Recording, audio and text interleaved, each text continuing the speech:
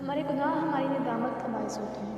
اب ایک انسان ہے وہ گناہ کرتا ہے اور گناہ کرنے کے بعد توبہ کر لیتا ہے، تو وہ توبہ کرنے والا اللہ کو بہت پسند ہے۔ لیکن ایک انسان ہے وہ گناہ کرتا ہے اور مسلسل اس پر اصرار کرتا ہے، بے شک وہ صغیرہ گناہ کرتا ہے لیکن اصرار کے ساتھ ساتھ وہ گناہ کبیرہ گناہ میں بدل جاتا ہے، اور اگر وہ استغفار کرتا رہتا ہے تو کبیرہ گناہ بھی صغیرہ میں تبدیل ہو جاتا ہے اور صغیرہ گناہ آہستہ آہستہ ختم ہو جاتا ہے۔ تو گناہ کرنے کے بعد جو مرحلہ ہے وہ یہ ہے کہ میں توبہ کیسے کروں۔ اب جو انسان نیا توبہ کی طرف آنا شروع ہوتا ہے، جسے احساس ہوتا ہے کہ یہ گناہ جو ہے یہ مجھے نہیں کرنا چاہیے تھا، یہ مجھ سے سرزد ہو چکا ہے، اب میں اس سے معافی طلب کرنا چاہتا ہوں اللہ سے اس گناہ کی وجہ سے، تو میں توبہ کیسے کروں، میں فرسٹ اسٹیپ کیا لوں؟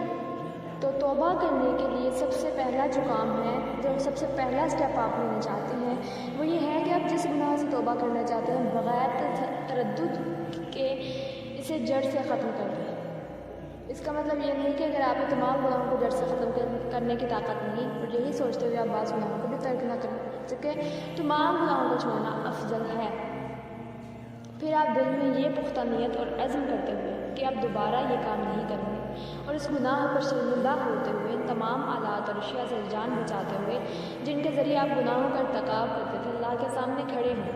آپ وضو کر کے 2 رکعت نماز پڑھیں۔ نبی صلی اللہ علیہ وآلہ وسلم کا فرمان ہے ما من عبد یذنب ذنبا فیحسن الطہور ثم یقوم فیصلی رکعتین ثم یستغفر اللہ الا غفر اللہ له۔ کوئی بھی انسان گناہ کا ارتکاب کرتا ہے اور اچھی طرح وضو کرتا ہے، پھر وہ اللہ کے سامنے کھڑا ہو کر 2 رکعتیں پڑھتا ہے، پھر اللہ سے معافی مانگتا ہے تو اللہ اسے معاف کر دیتے ہیں۔ پھر نبی صلی اللہ علیہ وآلہ وسلم نے یہ آیت پڑھی والذین اذا فعلوا فاحشة او ظلموا انفسهم ذکروا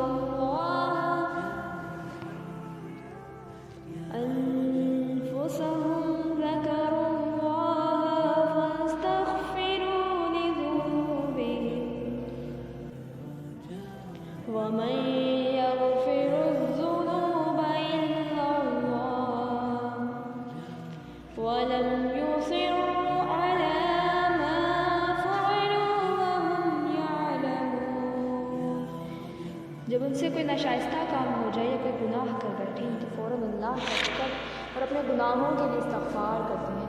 پھر واقعہ اللہ تعالیٰ کے سوا اور کون گناہوں کو بخش سکتا ہے، اور وہ لوگ باوجود علم کے کسی برے کام پر اڑ نہیں جاتے۔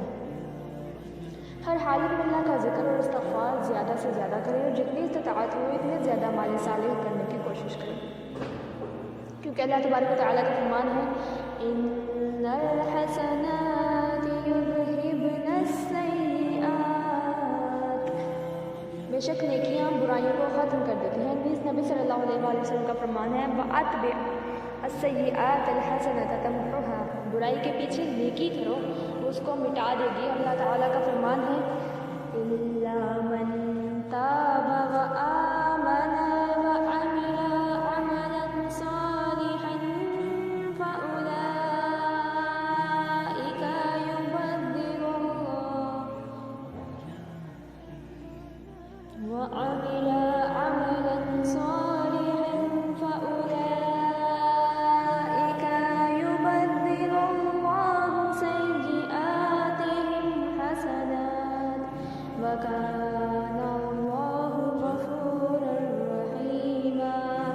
مگر جو شخص توبہ کرے گا اور ایمان لے آئے گا اور نیک عمل کرے گا تو اللہ اس کے گناہوں کو نیکیوں سے بدل دے گا، اور اللہ تعالیٰ بڑا معاف کرنے والا مہربان ہے۔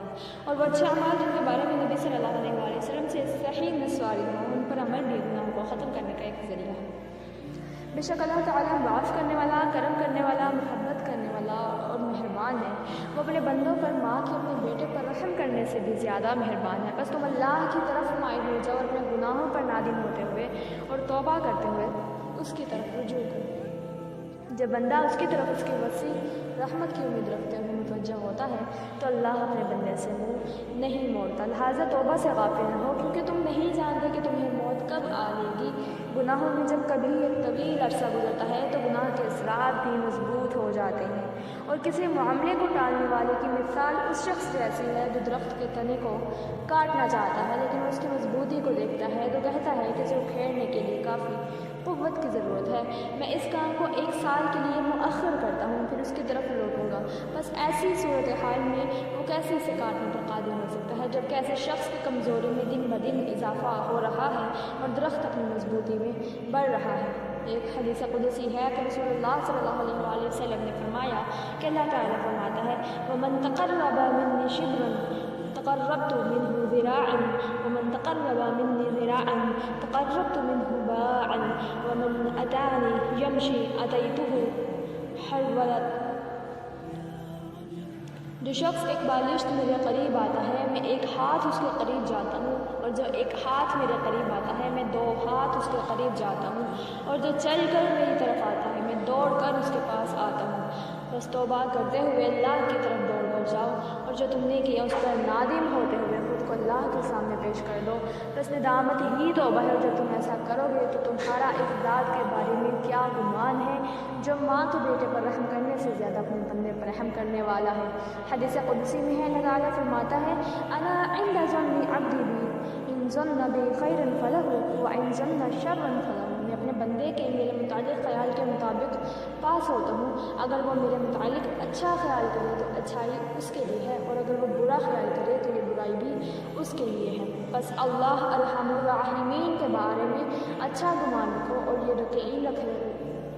یہ یقین رکھتے ہوئے توبہ کرو کہ اللہ کے علاوہ لوٹنے کا کوئی ٹھکانہ نہیں، اور اچھے کاموں میں جلدی کرو اور اس کے صالح بندوں کے ساتھ دوستی رکھو، اور اس شاعر کی طرح رکھو جس کا یہ کہنا ہے اے میرے رب اگرچہ میرے گناہ بہت زیادہ ہو گئے ہیں، بس بشک میں یہ بھی جانتا ہوں کہ آپ کی معافی بڑی ہے، تجھ سے امید کرنے والا صرف محسن ہی ہے، پس کس سے سرکش اور مجرم پناہ طلب کرے گا۔ اے میرے رب میں نے آپ کے حکم کے ساتھ عاجزی کرتے ہوئے آپ کو پکارا، اگر تو نے میرے ہاتھوں کو خالی لوٹا دیا تو بس کون ہے رحم کرنے والا۔